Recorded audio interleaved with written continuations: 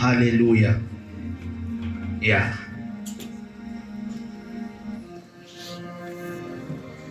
Siqale kuLeviticus chapter 14.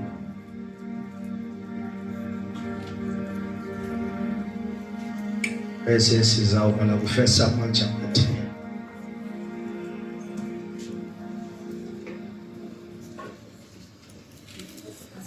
Leviticus chapter 14. Just to touch a few verses there. Siyathandazelana. Ngicela ufunde verse 20, 26, 28, 26, 27, 28. Leviticus chapter 14. Leviticus chapter 14, verse 26. Umpristi athele amafutha entendeni yesakhe isandla sokhohlo ngasikhombisa. Umpristi afafaze ngamafutha asesandleni sakhe sokhohlo ngasikhombisa phambi kukaJehova ngomunwe wakhe wokunene. Umpristi athabathe kuwo amafutha asesandleni sakhe awabheke esiqutshini sendlebe yokunene yoya kuhlanjululwa nasesithubeni sesandla sakhe sokunene nakuqubula womnyako lwakhe lokunene endaweni yegazi lobunyelo kwecala. Asifunde la oyithole ngeEnglish angasifunde 14 verse 26 up to 28. Leviticus chapter 14 verses 26 to 28.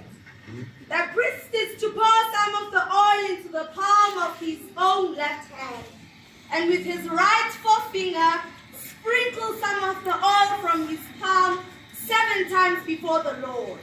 Some of the oil in his palm he is to put on the same places he put the blood of the guilt offering, on the lobe of the right ear of the one to be cleansed, on the thumb of their right hand, and on the big toe of their right foot.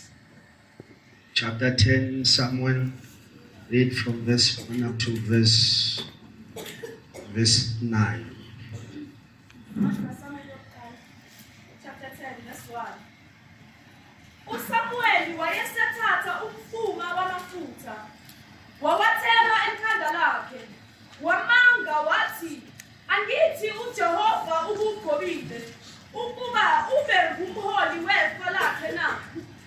Nxa usumukile kimi namuhla uyakufumana abantu ababili ngasethuneni likaRaheli emkhawulweni wakwaBenjamini eselisa, bayakuthi kuwe izimbongolo owawuye ukuzifuna zitholiwe.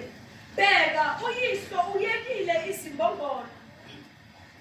Uyenqena ngani ethi ngiyakwenze njani ngomntanami na? Nxa usukile khona uye phambili uyakufika kulo i-Oki laseThabori, kuyakuhlangana nawe khona abantu abathathu bekhuphukela kuNkulunkulu eBhetheli, omunye ephethe amazinyane amathathu ezimbuzi, omunye ephethe izinkwa ezintathu, omunye ephethe imvaba yewayini.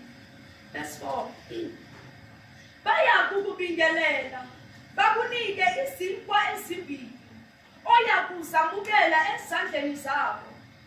Emva kwalokho uyakufika entabeni kaNkulunkulu lapho likhona ikhanda lamaFilisti.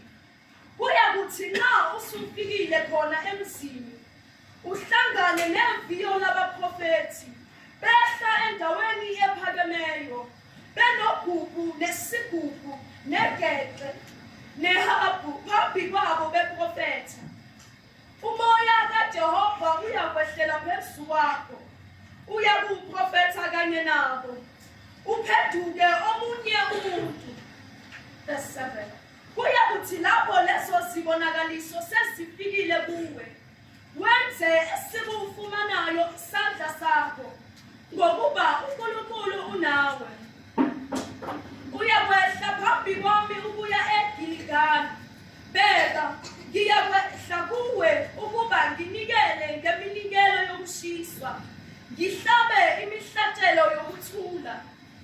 ngizakuhlala izinsuku eziyisi7 ngize ngifike kuwe ngikutshele oyakukwenza.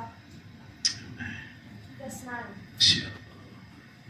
Yeah, I'm Kwathi esefulathele emuka kuSamuel, uNkulunkulu waphendukisa inhliziyo yakhe yabangena. Zonke lezo zibonakaliso zafika ngalolo suku. So it was, verse 9. So it was when he had turned his back to go from Samuel that God gave him another heart. When I said another heart, it's been another heart. Okay, and all those signs came pass that day. All those signs came to pass that day. I stand as a Israel. Igazi lakhe lingingcobele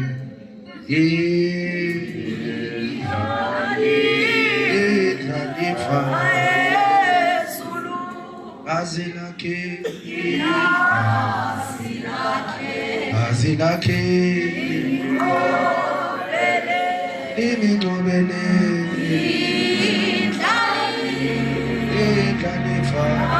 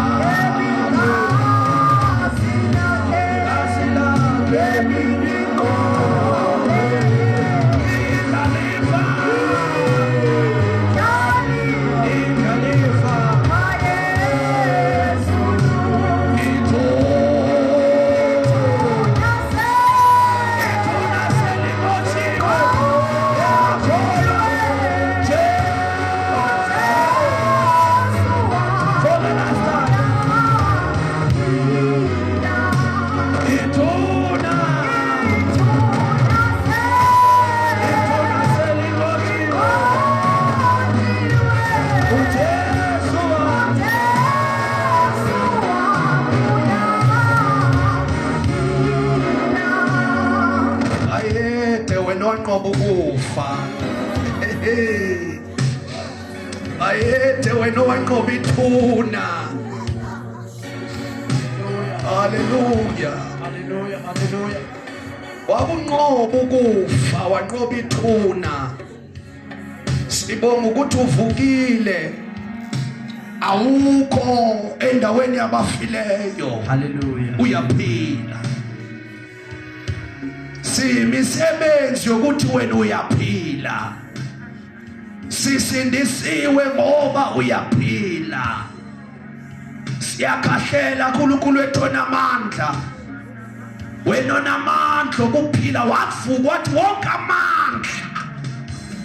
wonke amandla ezulwini emhlabeni ngaphansi komhlaba nawe thatha lonke udumo shaya izandla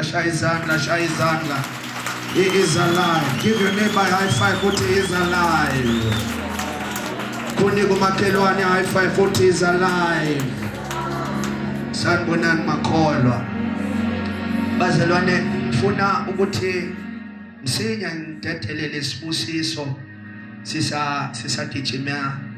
sigijimele emakhaya qale la bazalwane ukuze sizoqonda lokho ngifuna ukudeliver manje. Sanibonani bazalwane. Under a subject bazalwane kamoya oyingcwele ngifuna ukudlula lapho. Into ezibalulekile ukuthi umoya oyingcwele sikwazi umchaza noma simazi ukuthi ubani, sihlukanise imisebenzi yakhe naye uqobo lwakhe, ngoba sometimes siyathatha imisebenzi yakhe sithi inguye kanti is got a personality that we need to address ngayo, bese kuba nezimpawu zakhe ezikhomba umsebenzi wakhe awenzayo empilweni zethu. Sanibonani bazalwane. So msinya ukuze sizokwazi ukuqonda lama verse esizowakhulumisa, ngithanda ukuthi ngiqale la if uyabhala ukuthi umoya oyingcwele bazalwane akasi last born ebuthathweni bukaNkulunkulu, ngoba uma simbiza noma sikhuluma ngobuthathu bukaNkulunkulu sithi uNkulunkulu Baba, indodana, umoya oyingcwele, kodwa lokho akusho ukuthi he is a last born. Umoya oyingcwele is the third member ebuthathweni bukaNkulunkulu, uphethe iauthority kaNkulunkulu uBaba, indodana. Ngamanye amazwi iauthority yabo iyafana, uNkulunkulu noma uNkulunkulu umoya ukuthi asiqonde lokho bazalwane ukuthi umoya oyingcwele it's not the last born, he is equal in the Trinity of God and he carries the same authority. uNkulunkulu ngamanye amazwi as uthi God the Father, God the Son, God the Holy Spirit, ukhuluma ngoNkulunkulu ngoba asilabo uNkulunkulu abathathu, sinoNkulunkulu oyedwa, kodwa ngokwama functions uba sesimeni sokuba abe mthathu. Siyavumelana musibazalwane. Okwesibili ngiyagijima, umoya oyingcwele has got a personality, okusho ukuthi uma sikhuluma ngomoya oyingcwele asithi wona, sithi yena. Asiphinde futhi masisho sithi yena, asithi yena.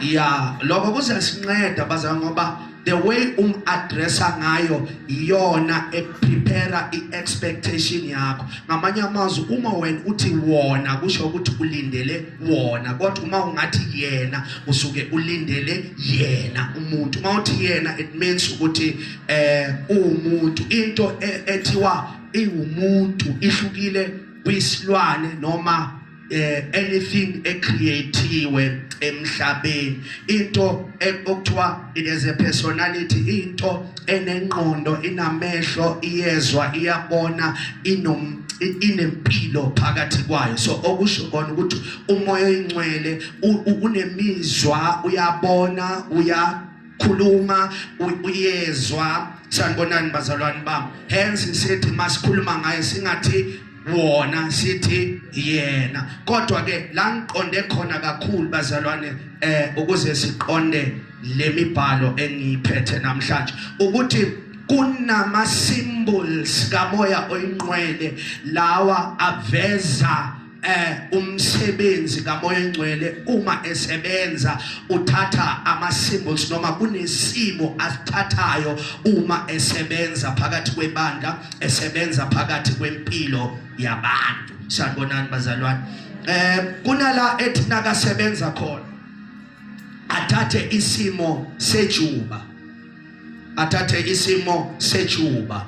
Niyakhumbula bazalwane uma uJesu ephuma emanzini aseJordan ebhabhadiswa uJohane lithi iBhayibheli izulu lavuleka lenzani izulu bazalwane lavuleka ngamanye amazwi okwenza ukuthi njengebandla si-experience ukwehlelwa amandla kamoya oyinqwele nokusebenza kakhulu ngisendabeni yomsebenzi ukuthi one kubalekile ukuthi njengebandla siqaphele ukuthi si-operate phansi kwezulu elinjani ngoba uyakwazi operate kanti izulu livaliwe kodwa once izulu lavuleka kuba nokuthululwa kuba nomsebenzi uNkulunkulu awenzayo uNkulunkulu umoya oyingcwele. Let me show you some of the dangers bazalwane zokuthi umzalwane noma ibandla li-operate phansi kwezulu elivalekile. Namkhumbula uSawuli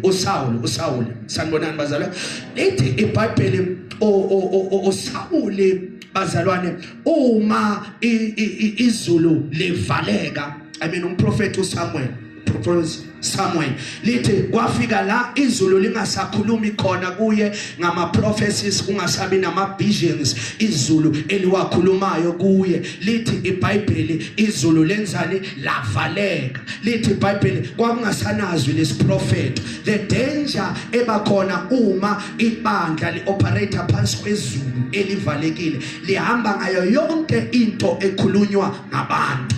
uSamuel lithi iBhayibheli wahamba waze wayobhula wahamba ebusuku sabonani bazalwane yini into emenza ukuthi aye manje ayoguqa kwamanye ama-altar. It's because izulu lenzeni bazalwane livalekile. So in other words uma ibandla bazalwane li-operate phansi kwezulu elivalekile lifika la se li-substitute khona into yamampela ngento engekho into enjani bazalwane eyamampela. In other words isebenzisa amanye ama-abilities amanye amandla ngaphandle kwamandla kamoya engcwele ngoba izulu lisenzeni bazalwane livalekile.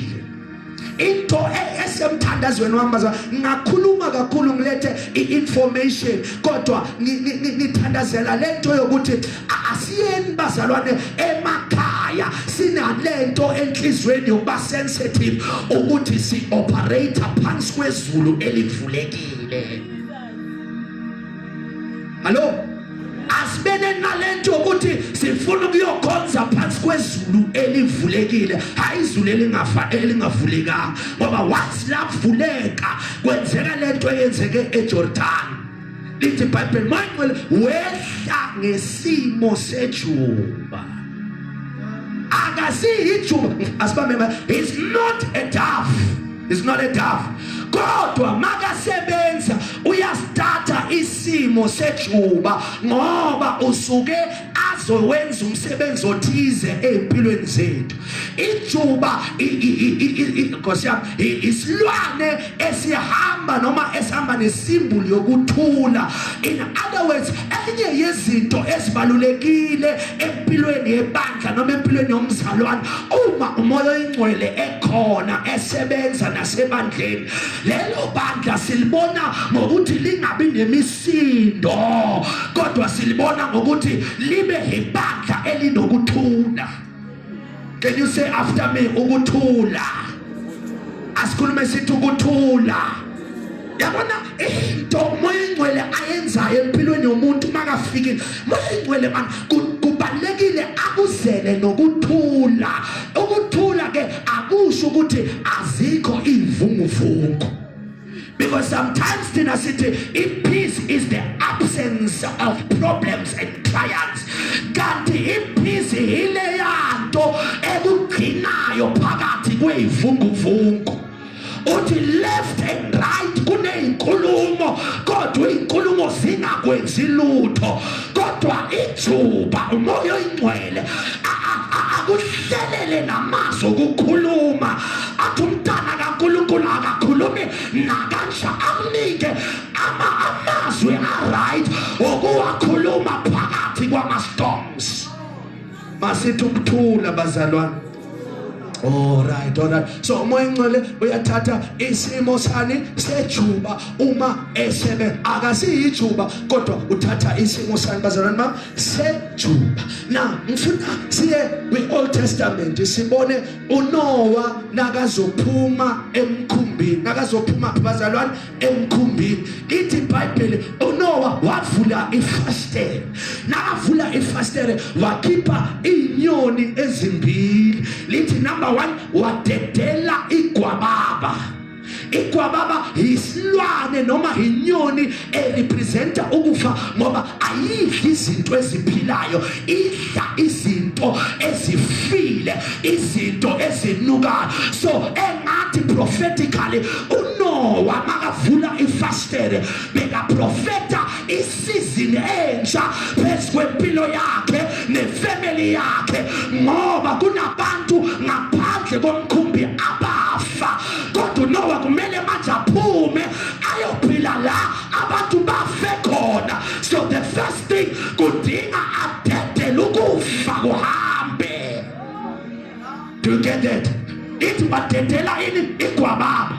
Igwababa alizange labuya. Enye yezinto bazalwane uNkulunkulu ashumayela impilo phakathi kwempilo zethu. We need to sustain, sigcine leyo nto ayenzi, singavumi ukuthi after sekubene revival in our lives sivumela umoya wokufa uphinde ubuye empilweni zethu. Kuleli viki kule weekend uNkulunkulu bekadila namandla okufa. So into edinga siyenze prophetically ukuvula ifastera njengo Noah sidedele igwababa. Namhlanje ngimile sizodedela umoya wegwababa. Hayi bazalwane, masithi umoya wegwababa uyahamba. Thana umoya wegwababa uyahamba. Lithi iBhayibheli igwababa makalidedela alizange labuye emkhumbini ngoba bazalwane siphumile kufeni sangena ekuphileni. So in other words, we need to sustain the new life esifumanayo after the storm. Ngoba after the storm siyaphila, after the flood siyaqhubeka siphile. But there must be a prophetic sign, a profeta lempilo esifikile eyithi siphumile kufeni singenile kuphileni okungunaphakade. Are you going with me bazalwane bam? Nala siyakhona. Lithi number 2 wakhipha. Lithi wadedela number 2 a dove. Masithi a dove. And I told you a dove is a symbol of the Holy Spirit. When Noah, why udedela ijuba? Hayi bazalwane, uNoah upreparisha isizini azongena kuyo uphuma emkhumbini. So now makadedela the dove bazalwane iyona eyaziyo indawo right amakholwa amele aphile kuyo. Dove yona eyaziyo amadlelo alihlaza right ukuthi simele siphile kuwo. Lithi iBhayibheli lathi liphuma laphinde labuye emkhumbini. Lithi nalibuya uNoah waphinde walidedela. Makalidedela lithi iBhayibheli labuya manje lineqembe an olive leaf. Sabona iqembe le-olive. Angithi njalo umoya oyingcwele makafika empilweni zethu uza abuye nezithelo. Haleluya. Uza abuye nempilo. Before thina singena kuqala yena umoya oyingcwele akonfirme indawo esiyophila kuyo. Haleluya. Okay. Singalahlekela. Niyakhumbula uma uNkulunkulu ethuma uMoses ethuma ama-12 spies baya eJericho, baya eCanaan, bayobheka ukuthi izwe likhona na. Lithi one of the things ababuya nazo babuya nezithelo. Ngoba uNkulunkulu usebenza ngale ndlela. Izithelo sinambitha singa impilo engunaphakade si-enjoya sisaphila la emhlabeni. Abantu bathi ayikho impilo engunaphakade, kodwa umoya oyingcwele abuye nempilo engunaphakade siphile ebuhle phaka. Bathi ayikho impilo engunaphakade ngoba kuqala yena singakangeni thina.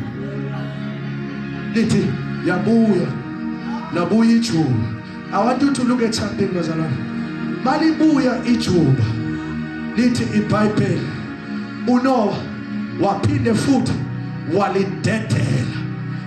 Why Noah malibuya solo yena uyalihambisa ingoba impilo bazalwane beyingamelanga iphelele phakathi emkhumbini. There is life after the flood. There's life after the flood.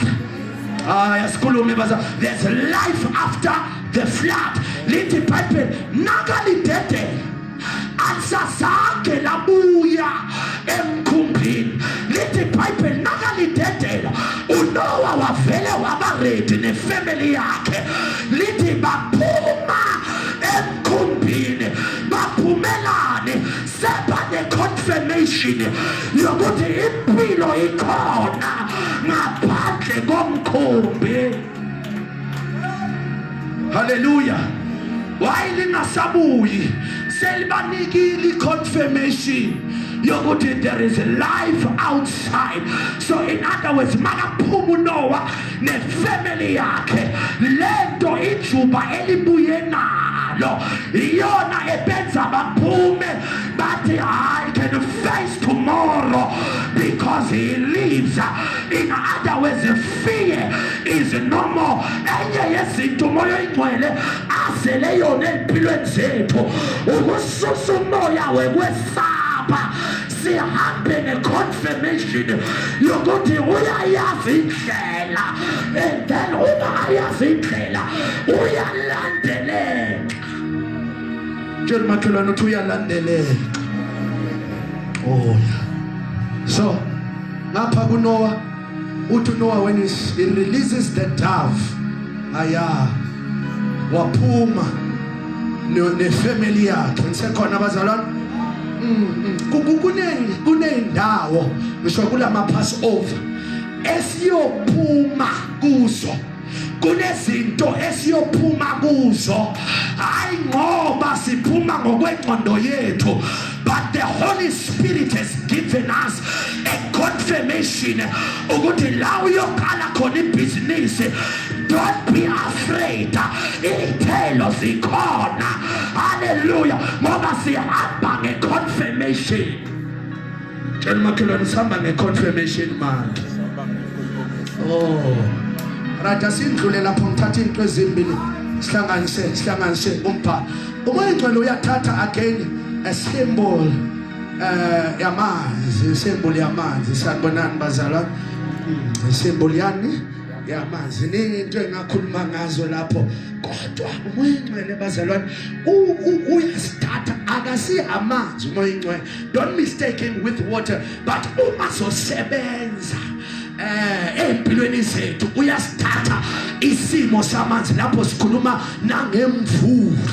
That's why nithi mina before izulu livuleka akakwazi ukusebenza. In other words, heaven must open, and uma izulu livuleka kusho kona ukuthi imvula amanzi kamoya oyingcwele azowehla and azokwenza umsebenzi phakathi kwempilo yomzalwane, phakathi kwempilo yebandla. So in other words, ibandla elingenayo i-experience yamanzi kamoya oyingcwele, ibandla elingenampilo, ngoba before kuzotshalwa imbewu kumele kuqale kube nemvula yokuqala. Imvula yokuqala ithambisa umhlabathi, but asipheleli emvuleni yokuqala, kunemvula yesibili, which is the imvula yesivuno, the rain of harvest. Masithi imvula yesivuno. Nkosi yami, masithi imvula yesivuno.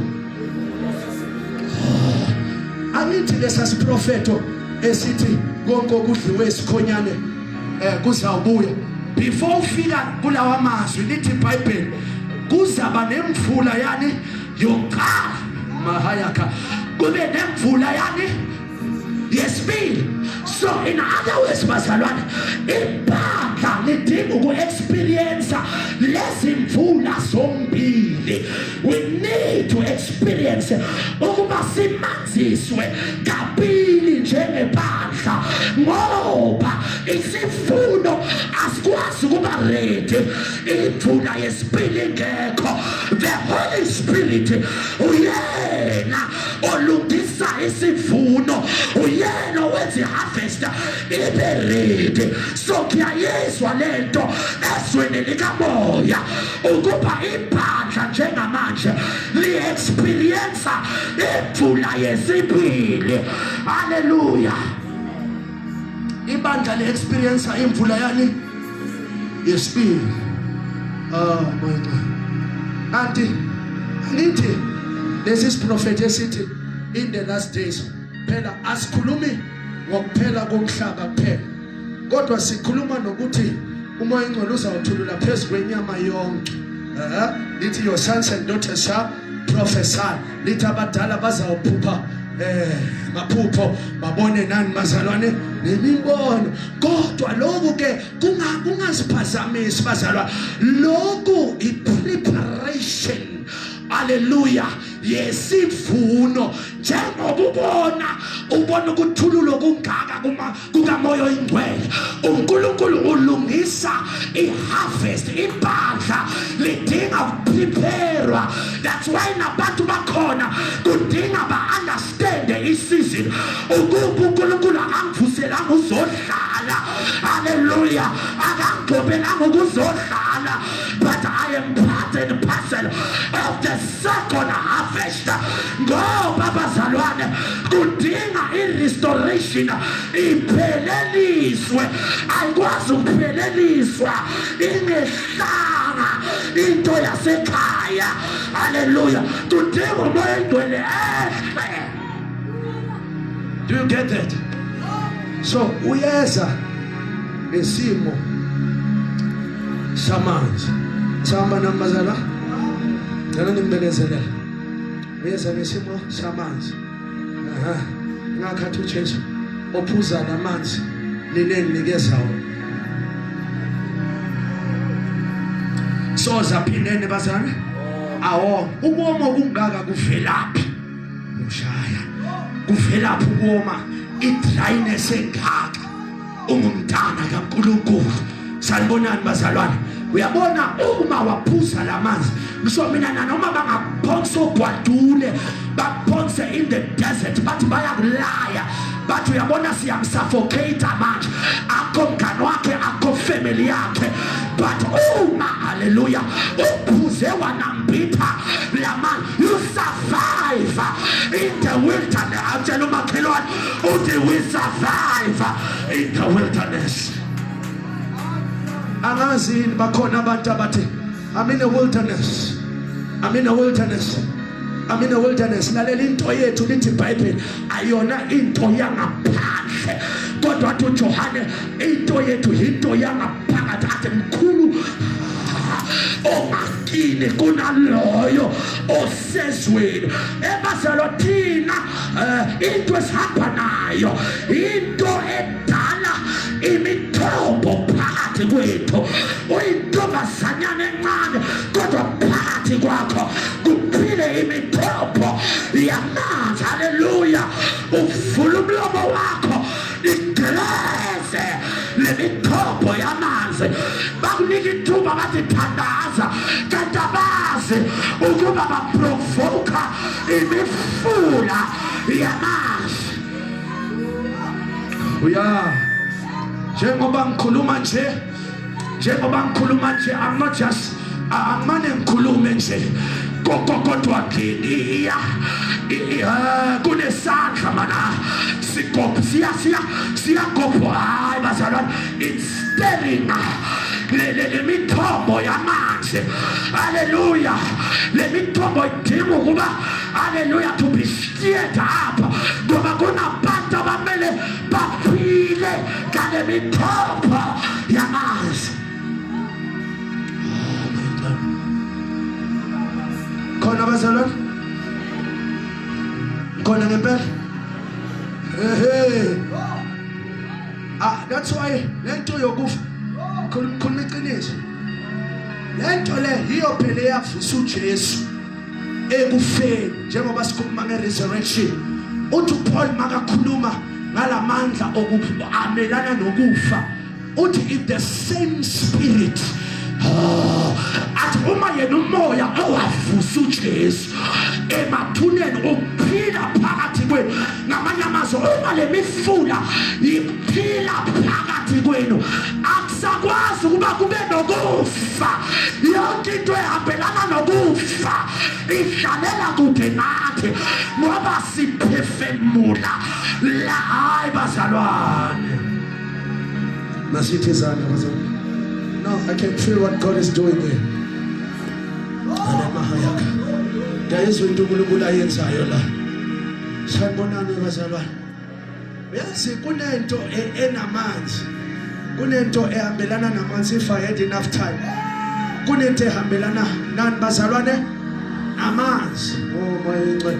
Yini lento yokuthi uma kuphela mfundisi kuphela iwayini uJesu kunazo zonke izinto bekangasebenzisa uJesu wasebenzisa amanzi. Sanibonani bazalwane, asingene iklasi kancane bathi lawa manzi noma le migcomo yamanzi uJesu wathi makugcwaliswe amanzi kuyo. Bathi abantu abebengena emcimbini thize nanoma khona lapha emshadweni bebasebenzisa the same water.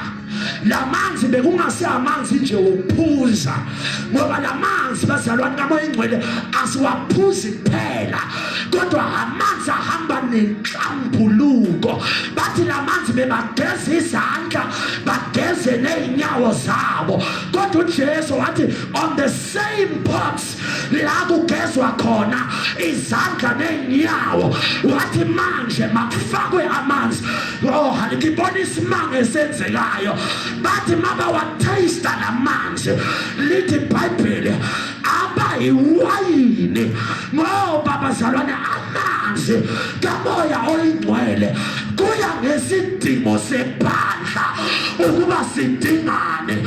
Kwavomileyo the same water ageza izandla ayabaphilisa abantu, the same water wogeza inyawo ageza nezandla.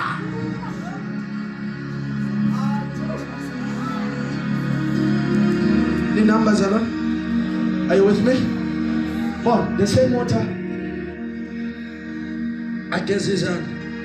Iwona futhi uJesu athi mawasevwe abantu ephathini ngoba kuya ngesidingo ukuthi ufuna. Angiyazi mina into oyifunayo, angiyazi into mina eyisidingo kuwe, but the same waters of the Holy Spirit, hallelujah, aqondisa imisebenzi, aqondise nokuhamba, hallelujah.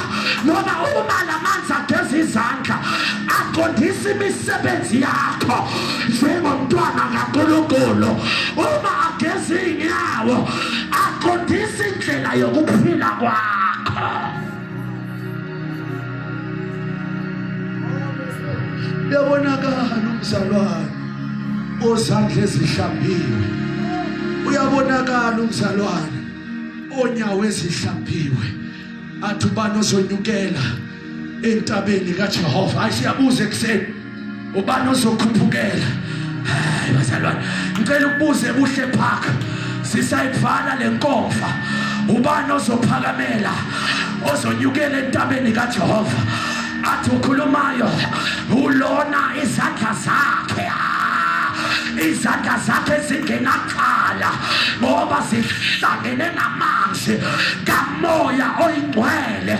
Ngoba makafika umoya oyingcwele uyayiqondisa impilo kamama, uyayiqondisa impilo yentombazane, uyayiqondisa indalo. Haleluya, makafikile unomsebenzi awenza. Asikuyeke bazalwane lo nala ngekhona. Uma ubheka oyamahaya. Uma engcwele uyathatha nesimo kakhuluma. Uyathatha isimo somlilo. Masithi isimo somlilo. Ungamangali into esawenzeka njengophuma kulomnyango, njengoba uphuma kule conference. Hallelujah. Kunento wena ongeke uyibone kodwa abathakathi bayoyibona. Hallelujah. Ngeke wena uyibone kodwa abantu osebenza nabo bayoyibona phezu kwempilo yakho. Do you remember?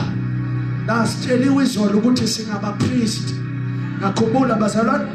Now enye into kuthiwa umsebenzi wabapriest uyamahaya ukunakekela.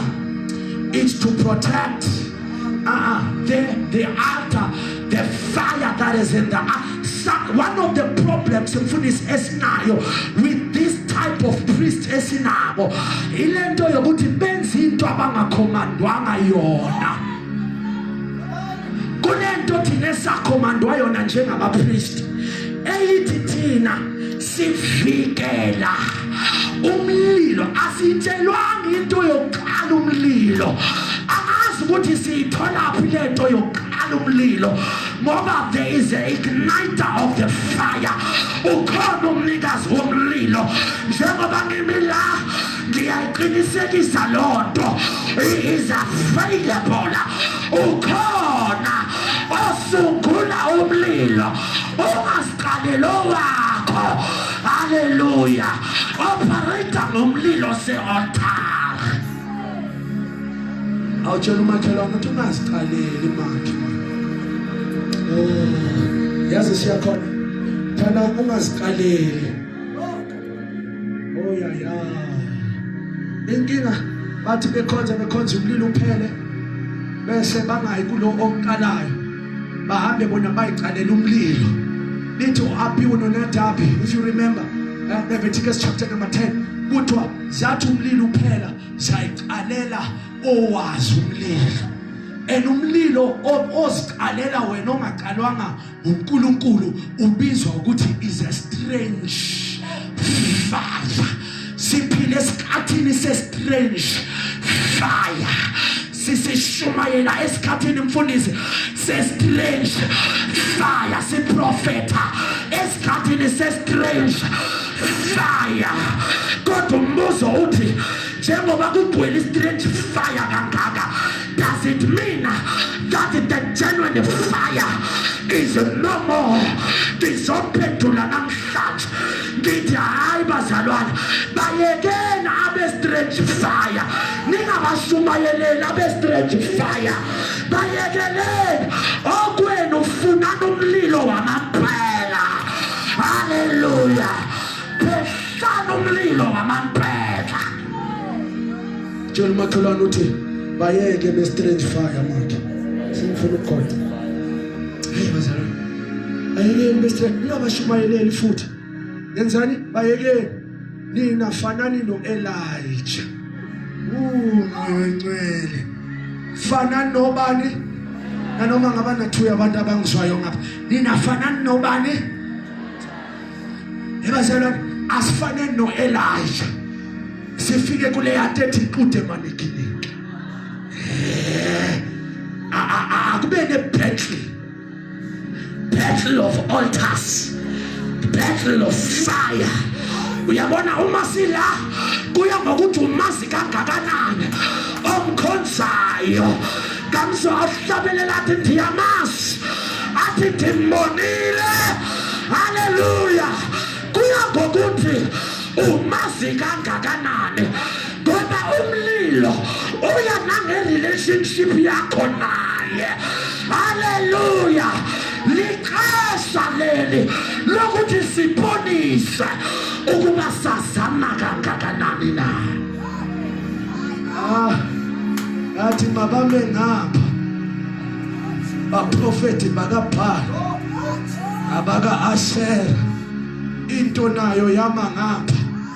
Ayimanga ngoba iyakwazi ukwenza, kodwa imi ngoba iyazi ukuthi engimkhonzayo unento yokufela. Usibona simila asithembanga kakhulu. Jona noma uNkulunkulu angisebenzisa enyangeni ezendlule angeke ngime la ngithi ngoba last month ikhona into enzekile. Ngimila ngoba ngethembe yena. Leli ixesha labantu abamaziyo, abantu abazombiza esimeni sakhe bathi ungumlilo ophotulayo, ungumafela. Kungathembisi ukuthi kuzovela utho kodwa uvele. Bazalwane akithi mfundisi bazalwane, asithi mfundisi bazalwane. Manje ngishole awesikulu ngakahlali phansi manje njengoba ngikhuluma singakaphumi siye emakhaya. Ngifuna ukunichallenge mina uhanda, ngifuna ukunichallenge. Lesi isikhathi, this is a moment yokuthi wazana kangakanani naye, ngoba uma wazana na ngisho mina noma kungena sign yokuba ikhona into ezofela kodwa wena unento phakathi. Hallelujah. Ayithi you are omnipresent. Hallelujah. Hallelujah. Uyafela. Fela Jehova ekhaya lami. Fela Jehova ekhaya lami. Fela. Ngifuna abantu abathi vela. Ngakavale ngifuna abantu abathi vela. Uyaya. Oh Elijah abahambi naneweda mfundisi. Iweda abahambi anankosi yami. Bayakwazi ukukhuluma ko-Ahabi bathi there is an abundance of rain. Kungakazwakala umdumo kodwa bayiprofethi imvula.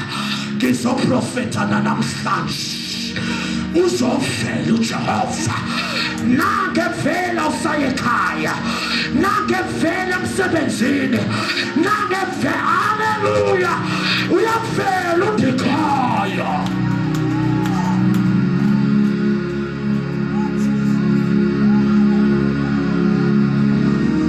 Mfunufa lalela into manje embiza ngokwe-relationship. Bekezeleleni uyizwa nanoma seyithandaza iqale yabanikeza ithuba yathi nani ake improve i-relationship yenu nalento eniyikhonzayo. Hayi man, ngisho labantu abakuthusela ngobuthakathi mina abake manje banika ithuba lokuprove ukuthi lobuthakathi babo buyasebenza. Uma elabo ithuba liphela kuyoba ithuba lakho. Ngicela ukusho ukuthi strange fire sitholile ichance yayo kodwa manje this is our hour, this is our moment. Fela Dikhaya. Bonakala Jehova. Fela. Hayi man. Thana vela. Asimfuna ukuthandaza thana vela. Thana vela Jehova. Hayi bazalwane kuhle phaka. Ngicela ni-connect manje. Ngoba kuya nge-relationship manje. Oh hallelujah. Kuya ngokuthi nazana kangakanani. Uyazi into eyenza Shadrach, Meshach and Abednego bangothuki phambi kwe-strange fire ingoba they knew the relationship that they had with their God. Ukuthi nanoma singangena phakathi sekubonakala ukuthi we are in another fire, but the fire of God that is within us cannot remain silent. Izovela lento echawuza. Hallelujah. Amalanga bomlilo izovela. Thana izovela.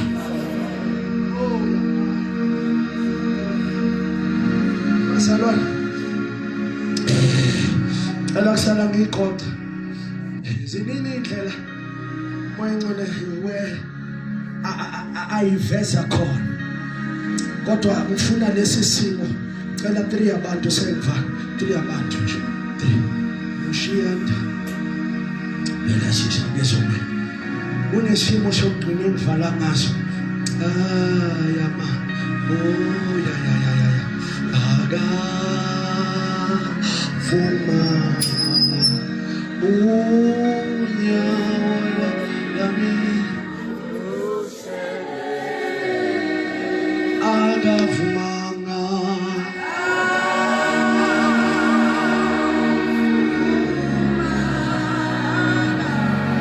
unyawala yami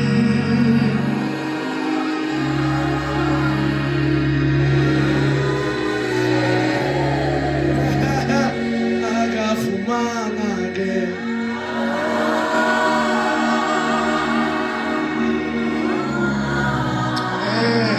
nyawo lwami lusheleleke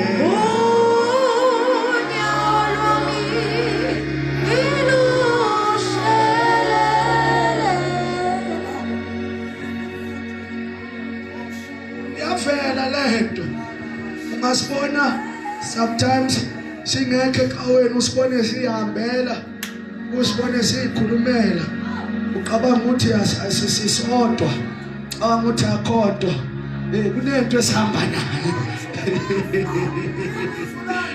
kunento esihamba nayo kuyenzeka thina singayiboni kodwa abalwa nathi bayibone njo abasihlaselayo bayibone ulamahayaka angithi bazalwane lento ngomlilo yavela eJerusalema sebelinde isithembiso esithi hlalane eJerusalema nize namkeliswe isithembiso lezazinto ngoba ziyamethemba zababuhlalane zahlala azahlala ezitulweni kodwa zahlala emibhalweni ngokuthi inkosi imhlalele emibhalweni sithi ngempela uyayigcina ithembiso zibuyebo amen awuyena umuntu ongaqambamanga mawuthi uzovela vela Jehova silindele wena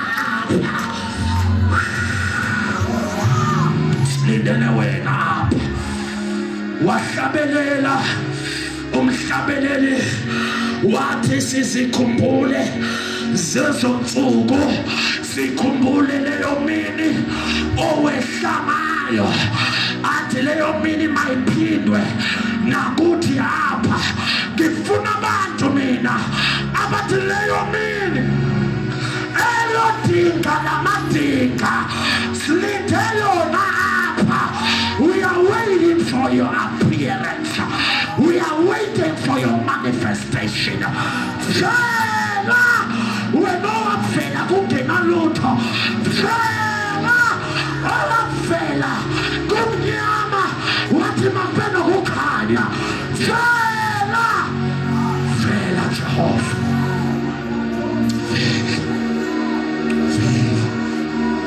Ento yafela ivele ungayimiselanga ivele shu ithi belindile wehla kwaqala umoya wavunguza lithi kwashayika labe bekhona lithi umoya ngcwele wehla wabonakala into ezifana namalimi cloven of tongues zehla phezu kwamakhanda Yumbona into nineyenzeka iBhayibheli alisho kodwa iloyo naloyo wamangala mfundisi lo owehlelwayo uzwa laba abambhekile bathi intoni phezu kwakho wathi uyayibheka akayiboni wabheka laba abakhulumayo wabona ngabo phezu kwabo. Hallelujah. Wena wena usiboni kodwa thina siyachilelwa siyaphulelwa ukuba leyantombazane ayahambi yodwa ihamba nomlilo. Vela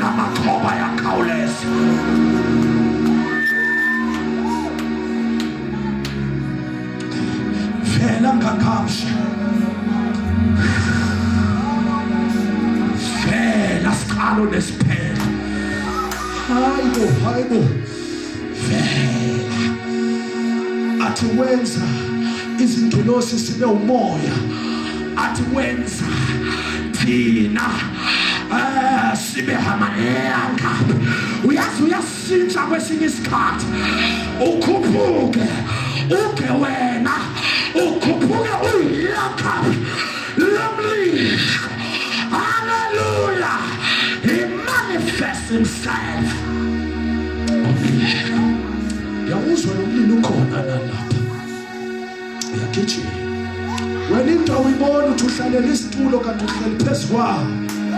Ulamashi yanta. Ilala la mahaya kana. Oh baba. Tuluva. Alright bazalwane. Uyavela. Uyathatha isimo samafutha.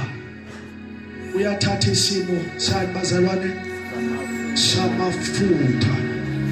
Uma vela nesimo samafutha, usuke kwi ministry ye preparation. Amafutha iwona kwenza ukuthi ube ready for any type of task and assignment odinga uyenze kodwa ungayenzi ngegama lakho, uyenze ngegama lakhe. Kuba namafutha. Uma ubheka from the Old Testament, yonke into before isebenza endlini kaNkulunkulu nabo bonke abantu before basebenza beqala amafutha before. Hayi lento yanamhlanje le yokuthi umuntu uphakama ngetalent lakhe, umuntu uphakama ngoba unemali, umuntu usetshenziswa ngoba uyakwazi ukukhuluma. In the Old Testament bekungabi ngokukhuluma futhi bekungayi ngokwesimo sakho. Hamba ubuza uDavid bekangafanelwa, bekanuka, kodwa amafutha amenza wandlula nalabo abanesimo esifanele. Into esiyidingayo kule generation sidinga amafutha. Hallelujah. We need the anointing.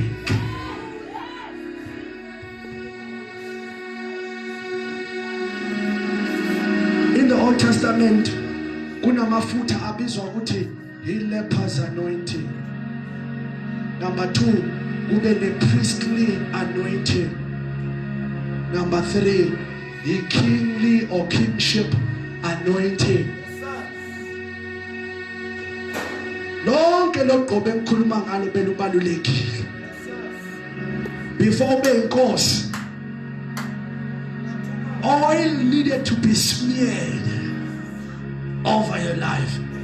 As a priest, njengoba umfundisi bekakhuluma ngobupriest izolo, awazi ukusebenza operate njengopriest without oil smeared over your life. Sanibonani bazalwane. Kodwa namhlanje ngifuna ukukhuluma la nala bese ngiyavala. Lepers anointing, amafutha bewagcotshwa in the last stage. Uma umuntu wake waba noqhobo. Uqhobo in the Bible is a type or is an example of sin.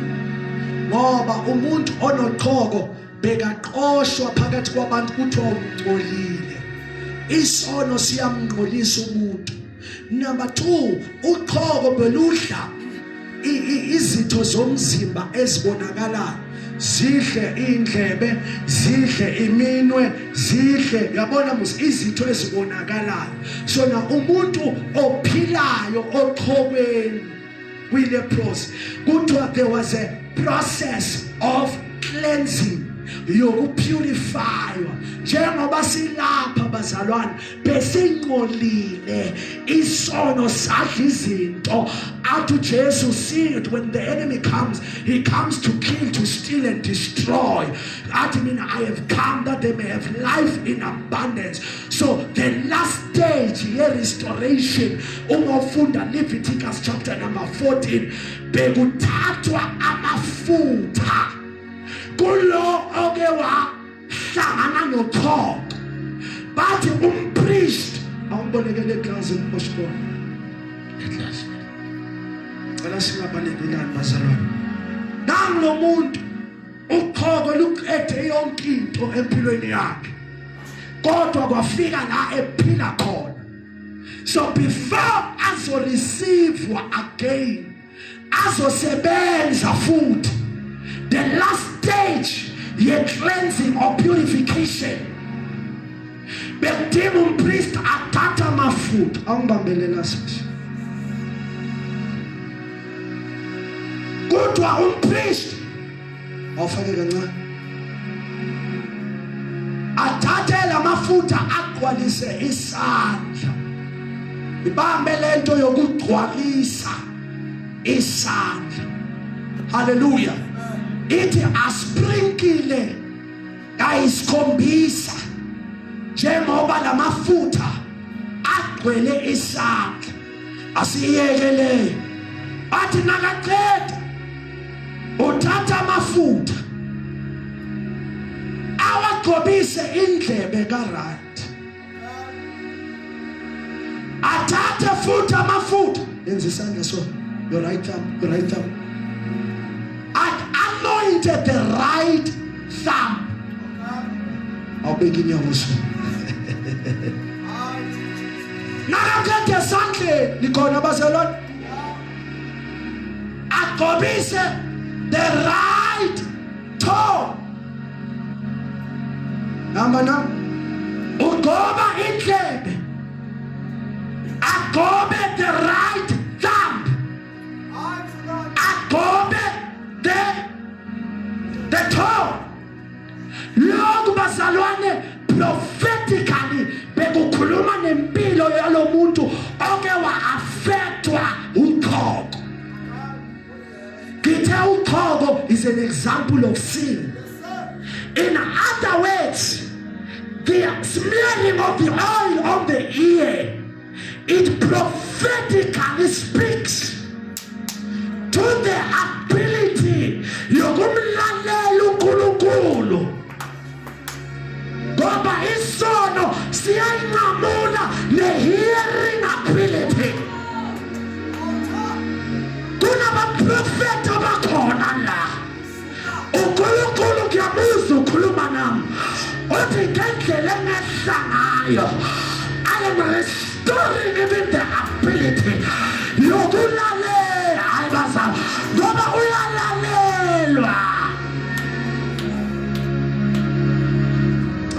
Cela sinayithathe lenyama lethu, cela siyithathe lento spiritual.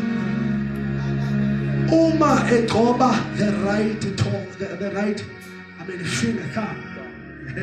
There is some ngenxa yesono abasakwazi ukuveza imisebenzi eyisa udumo kuJehova ngoba isono siya affecta neministry kunabantu la uSathane abavalele ngamandla esono labantu they are gifted these people uNkulunkulu ubaphathisile but babanjwe amagetanga uSathane uvalile nanoma bathi benzane uma bathi bayaraja uSathane abantantele but lalela this anointing it releases ministries. I stand as a man of God.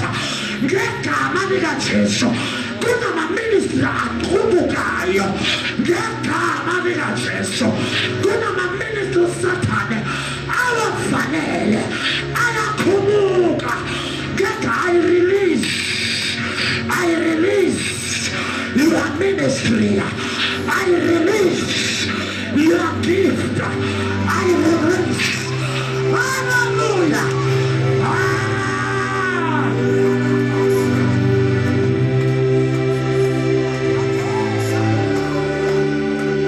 The devil is a liar. Iyabuya into yakho. Sozufele sonweni. uYesu wafela wena. Uyakhuluyela namhlanje. Lapho balolo lurelisa into yakho.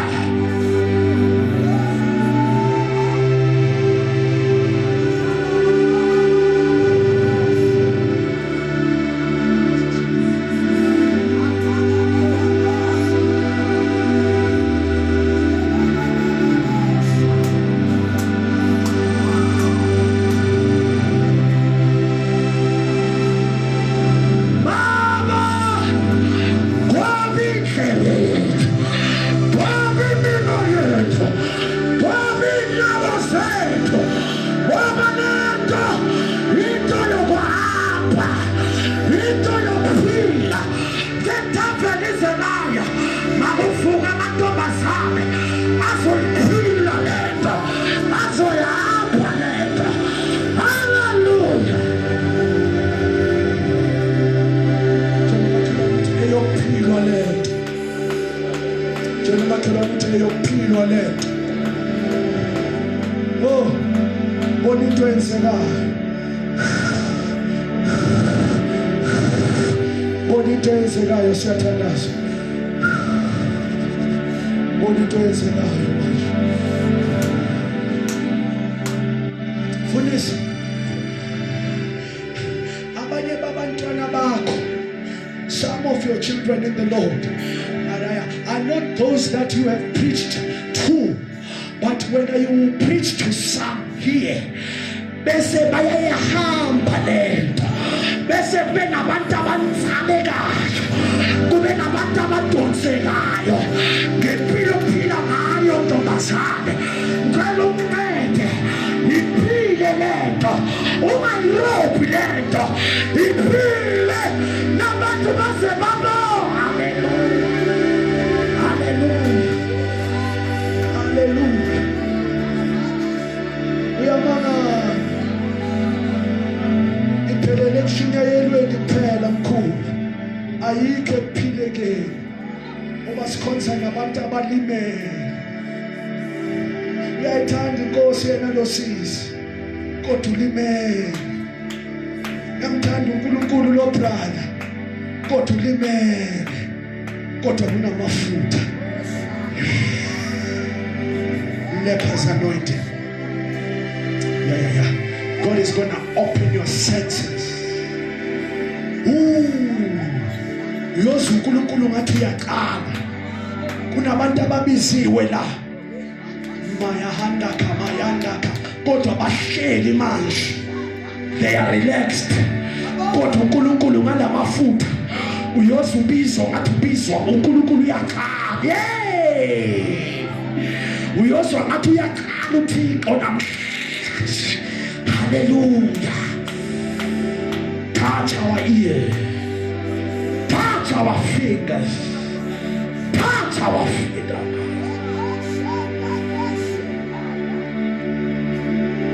Yabona la, funa sesivale bazalwane ngempela. Yabona la ebuKristini ayikho into ebeyine right tata ukungena endlini kaThixo ingaqalanga yaqala yaba nophawu lwamafutha. Ngisho uthi-spoon bekadinga amafutha. Namhlanje kunezinto esizibona ngathi zibalulekile, ezinye azibalulekanga. Ngiqinisile bazalwane, ngifuna ukuyisho lento ngila, yonke into eyendlu kaThixo idinga amafutha. Whether you are an MC, you need the oil. Nanoma bathi vula ngomthandazo, you need the oil.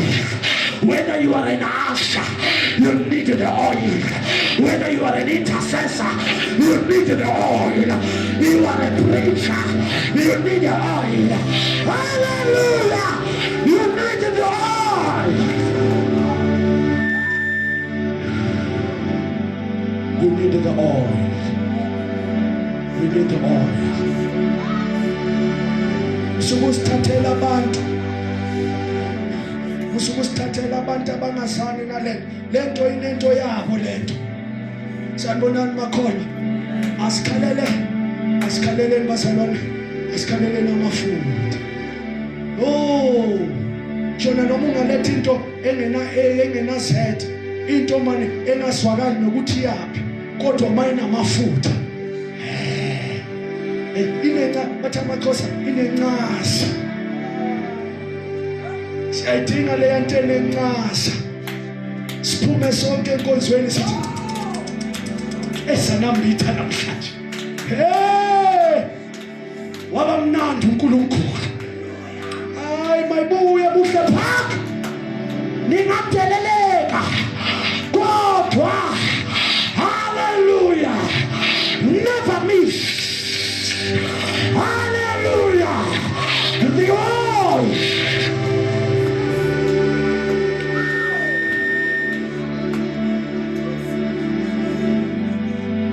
Ugobo lwamakhosi, it imparts this one. It imparts authority and power. Once watshwa i-kingly anointing nanoma ungu-size 28 kodwa into ephakathi kwakho, into ephezu kwakho, ukhuluma into uyikhulume ngokwe-authority, ungasakhulumi wena. Kanti uthi yazi ayikho into enginyanyisa engiyibona manje lapha ku-social media, kodwa iphinde yangiprovoke. Uthole mani intombazanyane uzwe mabakhuluma nayo bathi gogo, bathi gogo, bathi gogo. Intombazanyane ena 27 25 years kodwa uzwe bakhuluma nayo bathi gogo. Nale abathobeli yona kunalaba abayigibelile. Yathi uNkulunkulu usinyusela ezingeni elinjalo, mkhulu esihamba nayo. Hayaya, amantombazanyana amancane abizwa bathi gogo, baze bathi thokoza, baze bakhothame kuyo. Kusho kona ukuthi nathi uma losihamba naye wagibela wethu. Haleluya. Kuyothoba amadimoni, haleluya, kuyothoba imimoya, ayithobeli wena. Into ephezu kwakho, ngicela siphakame ngeenyawo, into ephezu kwakho, into ephezu kwakho. Uyamasa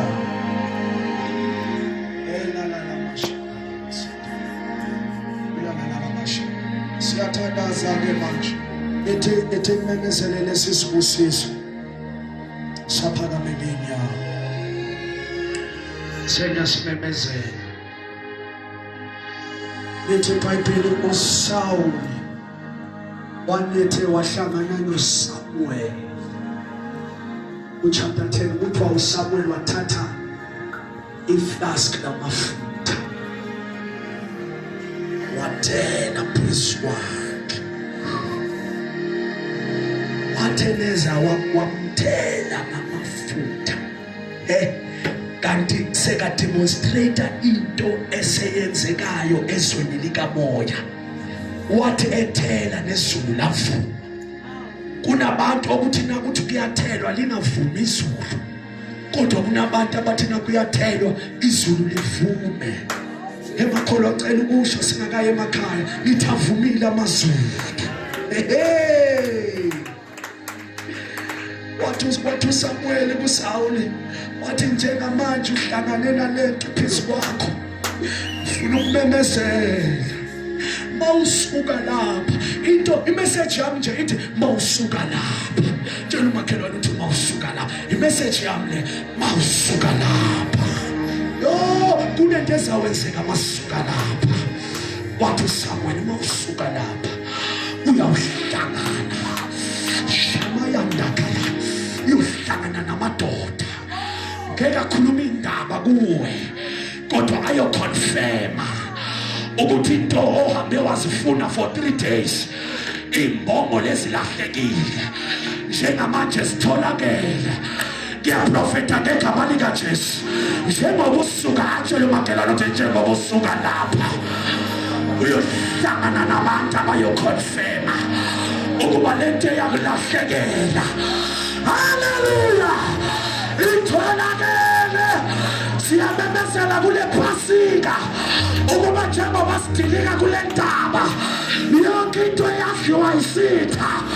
Haleluya, itholakele.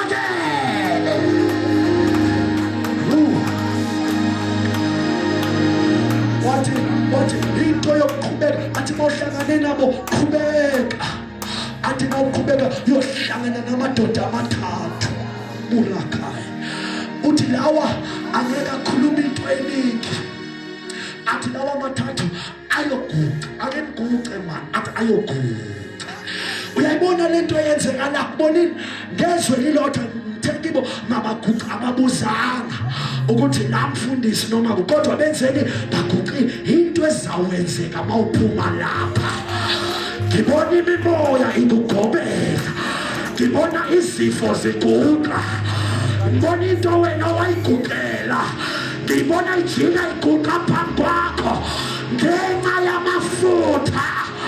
Hallelujah. Uthi nabaqeda laba uthi bayakukunika nezipho. Uthi omunye unamazinyane wembuzi, uthi omunye uphethe amafutha. Sanibonani bazalwane, uthi bayakukunika. Ungamangali ubona abantu bekunika mawuphuma lapha ningezwa. Ungaboni abantu basupporta le vision onayo. Ungamangali into ephezu kwakho. Bayofuna ukuconnecta nento ephezu kwakho. Ngizona laba bangakufuni bayokhothama. Bathi impela uNkulunkulu wale yantombazana uyaphila. Bayokhothama.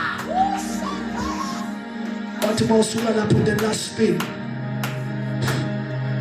Athi qhubeka. Athi you will meet a group of prophets. Athi uyofumana isixuku sabaprofeti. Athi nawufika bajoin. Athi bajoin. Uthi umoya kaJehova uzawehlela phezu kwakho ngamandla. Athi uyoprofeta. Athi ungangitsheli netitle yobuprofeta ngoba bakhona abanetitle yobuprofeta abangaprofeti. Inkinga hayi bazalwane, bayenza bangekho phansi kwefu. Udinga ukuba phansi kwefu. Hallelujah. Nithi makafika ngempela waprofeta. Hambe uyoprofeta ntombazana. We mama, hambe uyoprofeta. Baba, hambe uyokhuluma izinto ezingekho zibekhona. Hambe uyoprofeta. Eluthandaza. Shuva. Eluthandaza. Asiphakamise izandla thina zonke.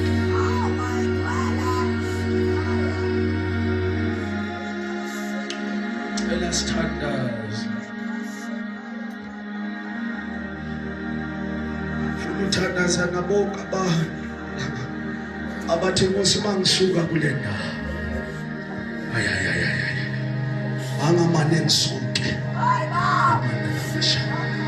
Cela ukudilika nalento. Cela ukudilika nalento. Cela ukudilika nalento. Cela ukudilika nalento. Ukhona la iqalile lekhona ephasika. Ukhona. Sesilivala. Aba mangisuka lapha. Mangisuka lapha. Mosho nje ngiyazibona zonke izana bazacela senze into esingakaze siyenze. Ashiftele itulo sibuye sonke lapha. Start grace yale